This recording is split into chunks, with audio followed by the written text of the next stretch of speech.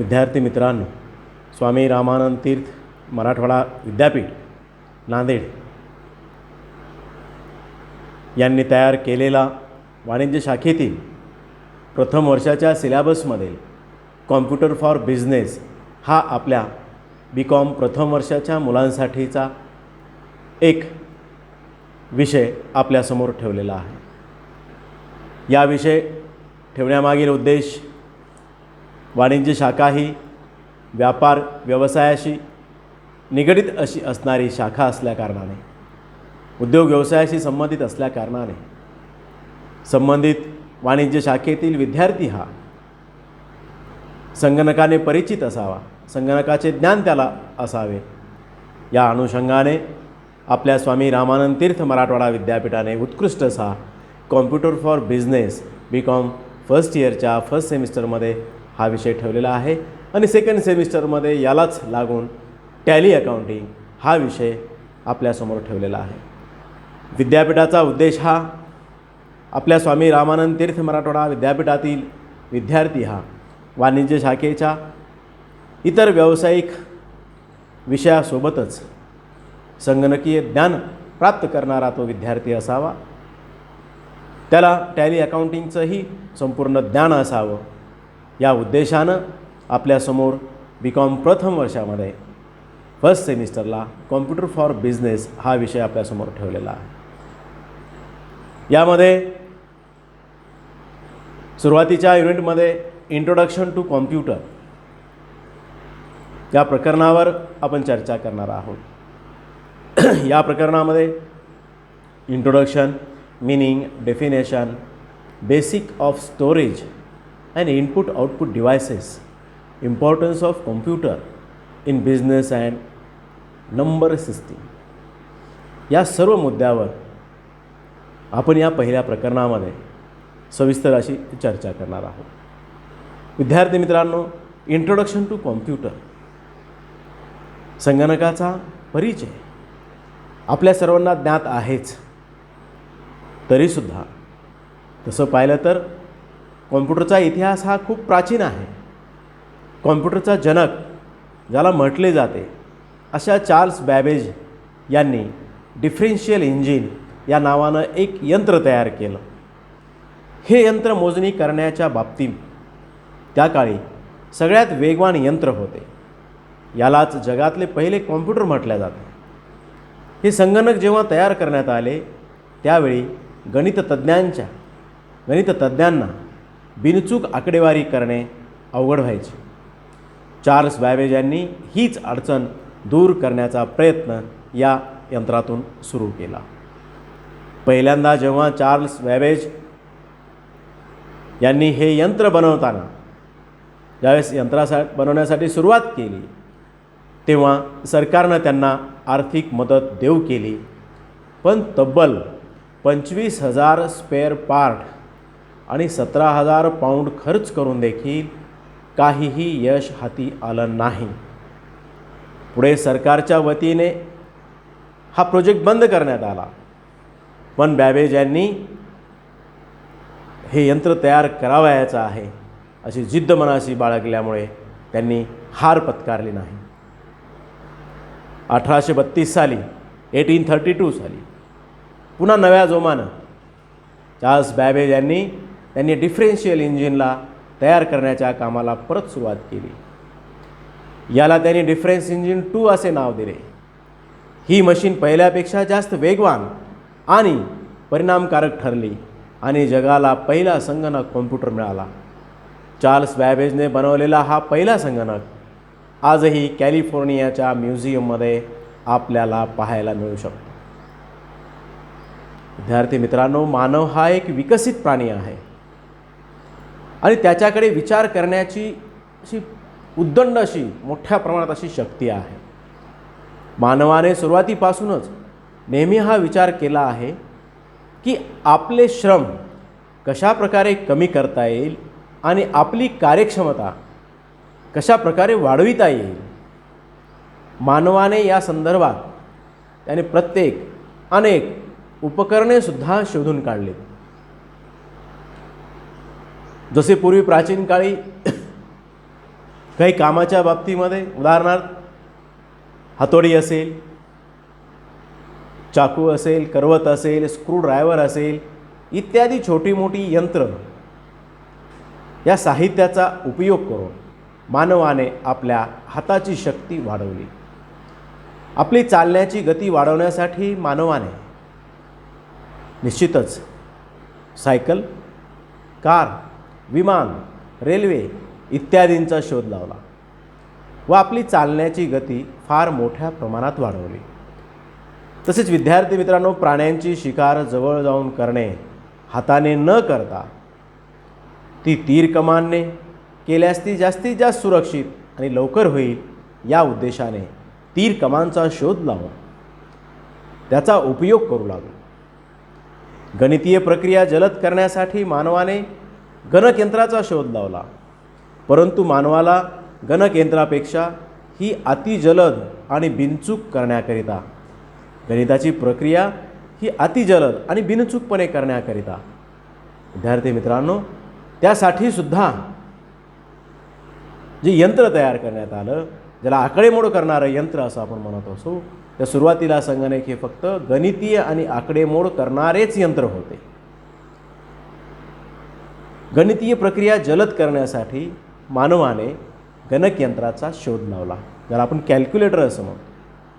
परंतु मानवाला गणकयंत्रापेक्षा अतिजलद अचूक असं काम करणारी यंत्राची निश्चितच आवश्यकता भासली आणि याच संकल्पनेतून संगणकाचा, कॉम्प्युटरचा जन्म झाला.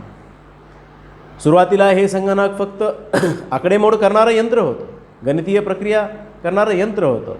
पण दुसऱ्या महायुद्धानंतर संगणकाचा फार गतीने आणि मोठ्या प्रमाणात विकास झाला.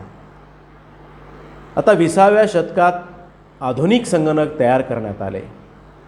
आज जर कोणी संगणक असा शब्द उच्चारला की आपल्या प्रत्येकाच्या डोळ्यासमोर एक मॉनिटर, माऊस, कीबोर्ड, CPU असे चित्र उभा राहते. आणि या आजच्या युगामध्ये असा कोणताच व्यक्ती नसेल की ज्याने संगणक पाहिलेला नसेल. जरी कोणाला संगणक वापरता येत नसेल, परंतु संगणक मात्र प्रत्येकानंच पाहिलेला असेल. गेल्या अनेक दशकापासून संगणक आपल्या रोजच्या जीवना इतकाच अत्यावश्यक असा भाग बनलेला आहे. व्यावसायिकाला तर आज या संगणकाची नितांत अशी गरजच भासू लागलेली आहे. जणू काही संगणकाशिवाय सुद्धा आपले जीवन हे अपुरे वाटत आहे. त्याला कारण पण तसेच आहे. संगणकाची काम करण्याची अचूकता, त्याचं मुख्य कारण म्हणजे त्याचा वेग, त्याची असणारी साठवून क्षमता, अचूक काम करण्याची कला. आज तर संगणकाद्वारे बँकिंगसारखे व्यवहार असतील, पैसे पाठवणे असतील, बिल भरणे असेल, शालेय फॉर्म भरायचे असतील, विविध योजनांचे फॉर्म भरायचे असतील, बँकेची देवाणघेवाणचे व्यवहार असतील, internet banking, e-commerce, online ticket booking असेल, ऑनलाईन खरेदी असेल, ऑनलाईन विक्री असेल, जेवण मागवायचं असेल, इत्यादी कामे आज आपण संगणकाच्या माध्यमातून घर बसल्या करू शकतो. म्हणूनच तर आज आपल्या दैनंदिन जीवनातील संगणकाचं युग हे महत्त्वाचं ठरलेलं आहे. आपण आजच्या दैनंदिन जीवन जगत असताना संगणकाच्या युगामध्ये माहिती तंत्रज्ञानाचं युग आहे असं म्हणत असतो. मग या माहिती तंत्रज्ञानाच्या युगामध्ये संगणकाला अनन्यसाधारण असं महत्त्व आहे. संगणक हा मानवाच्या दैनंदिन जीवनातील एक अविभाज्य असा भाग बनला आहे. असे चित्र आज तरी आपणास सर्वत्र दिसत आहे. मानव संगणकाकडे कच्ची माहिती पुरवितो. त्या माहितीचे अर्थ विश्लेषण करून त्यावर प्रक्रिया करून संगणक आपल्याला आवश्यक ती माहिती पुरवितो. आज आपण जे मोबाईल वापरतो तो पण एक प्रकारचा छोटा संगणकच आहे. आज क्षेत्र कोणतेही असो, जसे की कारखाने असतील, औद्योगिक क्षेत्र असेल, मोठे उपक्रम असतील, विमा कंपन्या असतील, व्यापारी उद्योग असतील, सरकारी व खाजगी बँका असतील, सरकारी तथा खाजगी कार्यालये असतील, विज्ञान आणि तंत्रज्ञान असेल, संशोधन केंद्र असेल, कृषी विभाग असेल, शिक्षण क्षेत्र असेल, वैद्यकीय क्षेत्र असेल, अभियांत्रिकी क्षेत्र असेल, इत्यादी अनेक क्षेत्रामध्ये आज संगणकाचा वापर खूप मोठ्या प्रमाणात होत आहे. वर्ल्ड वाईड वेबच्या माध्यमातून तर संपूर्ण जग जवळ आलेलं आहे. जगाच्या कानाकोपऱ्यातील माहिती आता माऊसच्या एका क्लिकवर काही सेकंदात आम्हाला मिळू शकते. म्हणून विद्यार्थी मित्रांनो, आज संगणकाची नितांत आवश्यकता असल्याकारणाने आज या संगणकाचं ज्ञान आपणास घेणे अत्यंत आवश्यक झालेले आहे. मग विद्यार्थी मित्रांनो, या संगणकाची आवश्यकता पाहता आज नितांत गरज आहे. म्हणून संगणक म्हणजे काय? What is the computer? मग संगणक हे एक मानवाने तयार केलेले इलेक्ट्रॉनिक उपकरण आहे. संगणक हे एक मानवाने तयार केलेले इलेक्ट्रॉनिक उपकरण आहे. संगणकाला इंग्रजीमध्ये कॉम्प्युटर असे म्हटले जाते. कॉम्प्युटर हा शब्द इंग्लिशमधील कॉम्प्यूट या इंग्रजी क्रियापदापासून बनलेला आहे.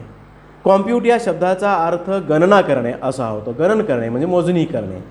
जेव्हा संगणकाची निर्मिती झाली तेव्हा संगणक या उपकरणाचा वापर मुख्यतः आकडेमोड करण्यासाठी केला जात होता.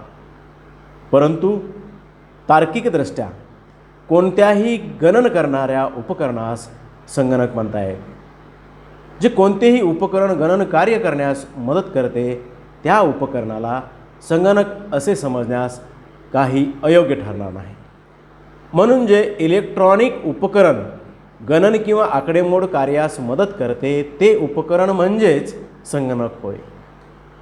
सुरुवातीच्या काळात संगणकाचा हा अर्थ योग्य होता.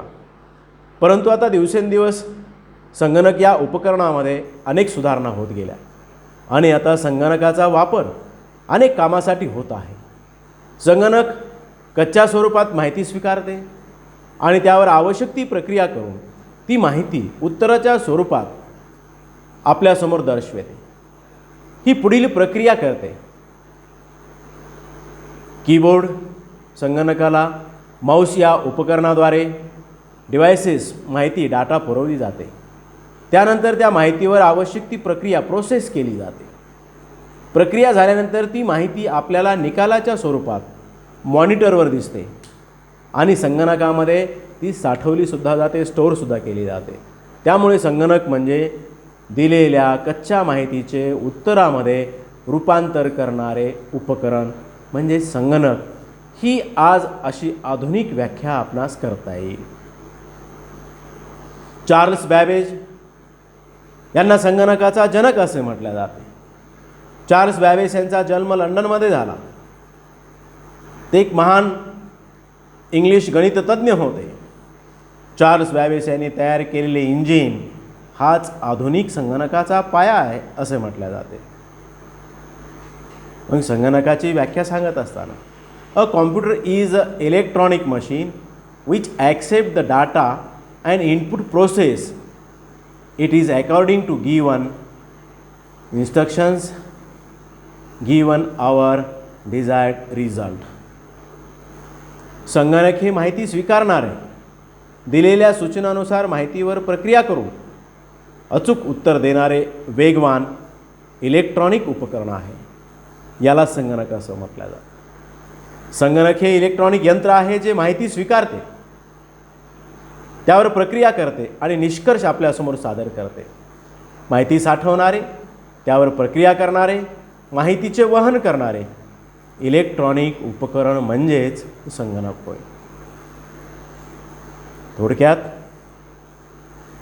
आपण या इलेक्ट्रॉनिक उपकरणामध्ये माहितीची साठवणूक असेल, या माहितीवर प्रक्रिया करणे असेल, माहितीचे वहन करणारे एखादं इलेक्ट्रॉनिक उपकरण असेल, त्यालाच आपण संगणक असं म्हणतो. संगणक हे मानवनिर्मित विद्युत यंत्र असून ते माहिती घेते, माहितीवर प्रक्रिया करते, पाहिजे त्या पद्धतीने जलद आणि अचूक उत्तर देते आणि माहिती साठवून ठेवतो. तसे पाहिजे तेव्हा ती माहिती परत आपल्याला मिळवता येते, संप्रेषित करता येते. आज आपण कॉम्प्युटरची ओळख करून घेणार आहोत. सविस्तर पद्धतीनं संगणक हा काय आहे हे जाणून घेणार आहोत. मग हे यंत्र मानवाने तयार केलेले आहे. हे यंत्र विजेवर चालते. आजकाल आपल्याला संगणक सगळीकडे पाहावयास मिळतो. ऑफिसात असेल, बँकेत असेल, दुकानामध्ये असेल, मॉलमध्ये असेल, रेल्वे स्टेशनमध्ये असेल, घरामध्ये असेल, लॅपटॉपच्या स्वरूपामध्ये हातामध्ये असेल. असं ज्या ज्या ठिकाणी आपण जाऊ त्या त्या ठिकाणी अनेक प्रकारची कामे आपण या संगणकाद्वारे करू शकतो. त्याला सूचना दिल्या की तो त्यानुसार काम करतो. त्याला पुरवलेल्या माहितीवर काही प्रश्न विचारले तर त्याची उत्तरे सुद्धा तो देतो. मग हे जे यंत्र संगणकामध्ये प्रचंड माहिती साठवून ठेवता येते आणि आपल्याला जेव्हा ती माहिती हवी असेल तेव्हा ती एका क्लिकसरशी आपल्याला पाहताही येते. त्यामुळे त्याचा वापर अनेक क्षेत्रामध्ये आज मोठ्या प्रमाणात केला जात आहे. म्हणून विद्यार्थी मित्रांनो, यावरील सविस्तर केलेल्या चर्चेनुसार आपण संगणकाची व्याख्या पाहिली, संगणक म्हणजे काय हे पाहिलं. यानंतर आपण संगणकाची काही वैशिष्ट्ये पाहणार आहोत. पण संगणकाची वैशिष्ट्ये सांगत असताना संगणक हे एक वैशिष्ट्यपूर्ण काम करणारे यंत्र आहे. मग त्याला पहिलं वैशिष्ट्य असं सांगता येईल स्पीड, गती. विद्यार्थी मित्रांनो, काम करण्याची क्षमता मानवापेक्षा कित्येक पटीने संगणकामध्ये जास्तीची आहे. संगणक हजारो लाखोची गणना किंवा आकडेमोड सहज करू शकतो. एका व्यक्तीला हे काम करण्यासाठी भरपूर दिवस लागू शकतात, परंतु संगणक हेच काम काही सेकंदामध्ये करू शकतो. त्यासोबतच गती हे संगणकाचं पहिलं वैशिष्ट्य असतं. दुसरं वैशिष्ट्य म्हणजे अचूकता, ॲक्युरेसी. संगणकाला माहिती पुरवल्यानंतर त्या माहितीवर अचूक अशी प्रक्रिया करून आपल्यासमोर अचूक अशी माहिती संगणक ठेवत असते. बिनचूक माहिती ठेवणारं यंत्र हे म्हणजे संगणक होय. संगणकाकडून तयार केलेली माहिती ही अगदी अचूक असते. जर ती चुकीची आलीच तर ती वापरकर्त्याच्या चुकीमुळे एरर येऊ शकते. चुकीने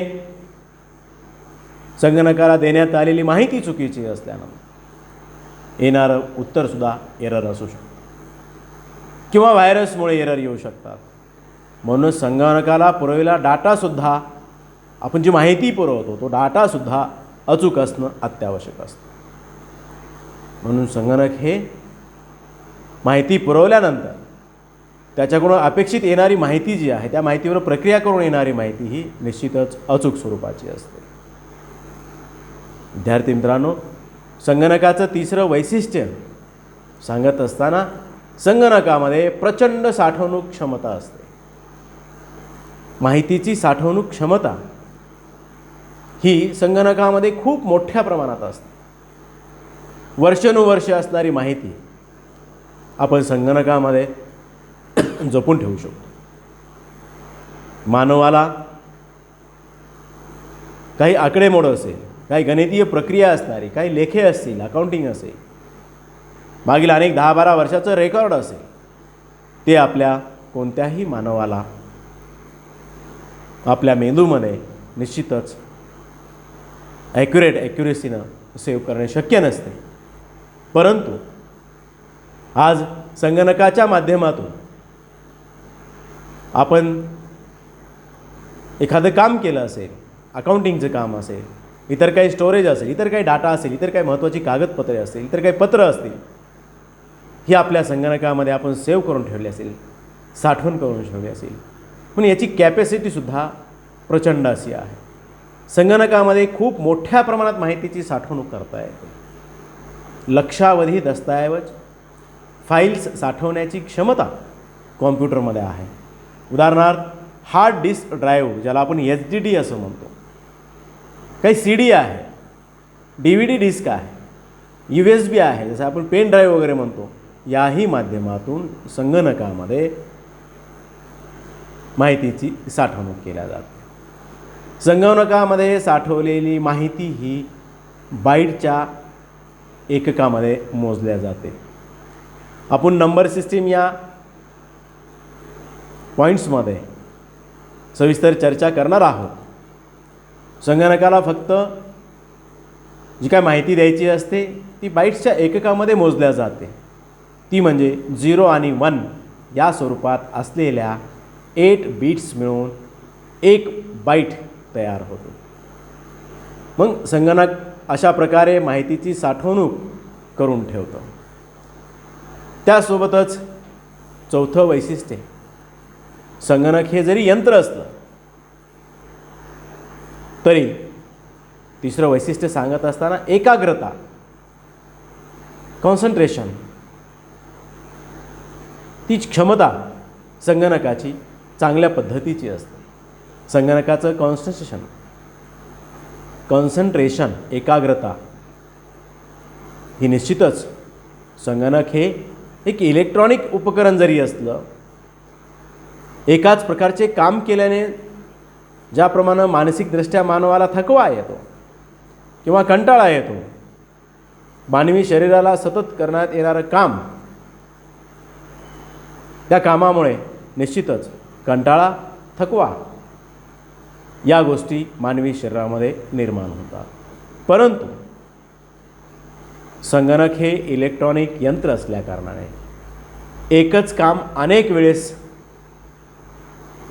हे यंत्र निश्चितच चांगलं करतं. त्याला संगणकाच्या दृष्टीने संगणकाला कधीच थकवा किंवा कंटाळा येत नाही. एखादे काम करण्यासाठी अवाजवी किंवा सूचना दिल्यास पुढील काम संगणक त्याच्या मेमरीनुसार व्यवस्थितपणे करत असतो. त्याकडे वारंवार पाहण्याची गरजही भासत नाही, कारण संगणक हे निश्चितच गतिशीलतेने काम करतं, अचूक काम करतं. त्यामुळे प्रत्येकाचाच संगणकाच्या मेमरीवर निश्चितच विश्वास असतो, त्याच्या कामावरही विश्वास असतो. त्यासोबतच पाचवं वैशिष्ट्य सांगत असताना संगणक हे अष्टपैलूपणाचं एक व्यक्तिमत्व आहे. एक यंत्र आहे, चौफेर बाजूने अनेक प्रकारे आपण त्या संगणकामध्ये वेगवेगळ्या प्रकारचं काम करू शकतो. अष्टपैलू व्यक्तिमत्व याच्यासाठी म्हटलेलं आहे. कोणतंही क्षेत्र असेल त्या क्षेत्रामध्ये संगणक आज परिपूर्ण काम करत आहे. संशोधनाचं क्षेत्र असेल, संरक्षण दलामध्ये असेल, वैद्यकीय क्षेत्रामध्ये असेल, विद्यापीठामध्ये असेल, शैक्षणिकमध्ये असेल, आर्थिक व्यवहारासाठी दळणवळणाच्या साधनामध्ये असेल, बँकिंग क्षेत्रामध्ये असेल, अनेक ठिकाणी या संगणकाचा वापर आज मोठ्या प्रमाणात होत असलेला आपल्याला दिसून येत आहे. म्हणून संगणकाचं अष्टपैलूपणा जो आहे तो निश्चितच संगणक मुख्यतः आकडेमोड करणे, याबरोबरच तुलना करणे, माहिती गोळा करणे, माहितीची देवाणघेवाण करणे, अशी अनेक कामे करू शकतो. म्हणून विज्ञानामध्ये संशोधन करण्यासाठी संशोधक व सर्वच क्षेत्रामध्ये याचा वापर मोठ्या प्रमाणात केला जातो. म्हणून संगणकाला अष्टपैलू असं व्यक्तिमत्व असं म्हटलं जातं. निश्चितच संगणकाचं हे वैशिष्ट्य नाविन्यपूर्ण आहे. याचा वापर आज ग्रामपंचायत असेल, ग्रामीण भागामध्ये असेल, ई महासेवा केंद्राद्वारे ग्रामीण भागातील शेतकरी असेल, शिकलेला तरुण असेल, या सर्वांनाच आज संगणकाच्या कामाच्या बाबतीमध्ये कुतूहल वाटलं लागलेलं आहे. कोविड-19च्या प्रादुर्भावामुळे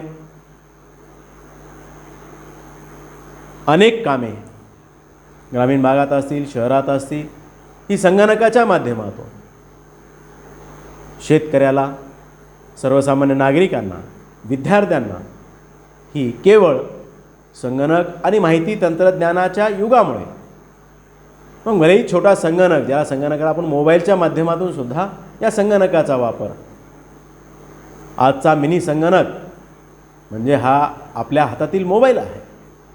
या मोबाईलला सुद्धा आपण संगणक म्हणू शकतो. यावरूनही आपण ट्रान्झॅक्शन्स करू शकतो. बँकिंगचे व्यवहार असतील, खरेदीचे व्यवहार असतील, प्रत्यक्ष खरेदीसाठी देश विदेशातील वस्तू असेल, इतर राज्यातील वस्तू असेल, ती आपल्याला आज गावामध्ये खरेदी करणं शक्य झालेलं आहे.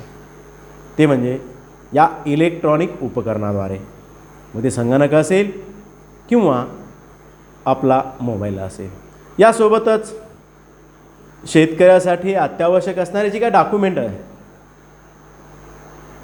उदाहरणार्थ 7/12 पाहिजे असेल, 8अचा उतारा पाहिजे असेल, तर शेतकऱ्याला सुद्धा आपल्या गावातच ई महासेवा केंद्राद्वारे किंवा आपल्या मोबाईलमध्ये शासकीय जे काही पेमेंट असेल, दर असेल तो ठरलेला, ते पे केल्यानंतर डिजिटल स्वाक्षरीचे मान्यता प्राप्त असेल 7/12 8अचा उतारा त्या संबंधित शेतकऱ्याला निश्चितच मिळतो. म्हणून हा संगणक वेगवेगळ्या प्रकारची कामे अनेक ठिकाणी करू लागलेला आहे. गती मोजण्याचं काम असेल, पेट्रोल पंपावर असेल, रिसर्च सेंटरमध्ये असेल, कृषी क्षेत्रामध्ये संशोधनासाठी असेल, अनेक ठिकाणी आज या संगणक यंत्राचा वापर मोठ्या प्रमाणात वाढलेला आहे. आज शालेय स्तरावर सुद्धा संगणकाचं शिक्षण या कोविड-19च्या प्रादुर्भावामुळे, ऑनलाईन शिक्षणाच्या पद्धतीमुळे ज्यांना शक्य आहे, ज्या विद्यार्थ्याकडे अँड्रॉइड मोबाईल असेल, ज्या कुटुंबामध्ये संगणकाची उपलब्धता असेल, त्यांना निश्चितच ऑनलाईन शिक्षणातून शिक्षण घेण्याचा निश्चितच फायदा झालेला आहे. यासोबतच कोविड-19च्या प्रादुर्भावामुळे गव्हर्मेंटने सुद्धा नीटसारख्या एक्झाम असतील, CET सारख्या असतील, JEEच्या असतील किंवा अनेक परीक्षासुद्धा आज संगणकाच्या माध्यमातून आज प्रशासनाकडून घेतल्या जात आहेत. यासोबतच अनेक नावाजलेल्या कंपन्या काही भरती करावयाची असेल, रिक्रुटमेंट असेल, काही मुलाखती असतील, काही शैक्षणिक उपक्रम असतील, ते सुद्धा काही बैठका असतील, त्यासुद्धा ऑनलाईनच्या माध्यमातून झूम असेल, गुगल मीट असेल, इतर माध्यमातून वेबएक्स असेल, यावरून प्रत्यक्ष सर्व समूहाला एकत्र करून या संगणकाच्या माध्यमातून, या मोबाईलच्या माध्यमातून आपण त्याचा सर्वात जास्त वापर आपल्या कामासाठी करू शकतो. म्हणून आज संगणक ही नित्याची आणि काळाची गरज आहे. त्याच्याशिवाय आपण काम करू शकत नाही. चांगलं, अचूक, शुद्ध आणि ॲक्युरेसीचं काम करायचं असेल तर निश्चितच संगणकाचा वापर आज वाढलेला आहे, मोठ्या प्रमाणात करण्यात येतो. त्यासोबतच 6वं वैशिष्ट्य सांगत असताना मी आपणासमोर सांगेल की संगणक हे एक स्वयंचलित यंत्र आहे, ॲटोमेशन. जोपर्यंत विजेचा पुरवठा आहे त्या संगणकाला पुरवला जातो. वीज गेल्यानंतरसुद्धा इतर माध्यमातून, इन्व्हर्टर असेल, सोलार असेल किंवा इतर माध्यमातून त्याला विजेचा पुरवठा केलेला असेल तर हे यंत्र, स्वयंचलित यंत्र, एकदा जर त्याला विजेचा पुरवठा कायमस्वरूपी मिळाला तो निश्चितच सतत अविरत असं काम करणारं हे स्वयंचलित यंत्र आहे. संगणकाला एकदा नेमून दिलेले कार्य पूर्ण होईपर्यंत तो सतत करत राहतो. आपण ज्याला प्रोग्रॅमिंग असं म्हणू शकतो.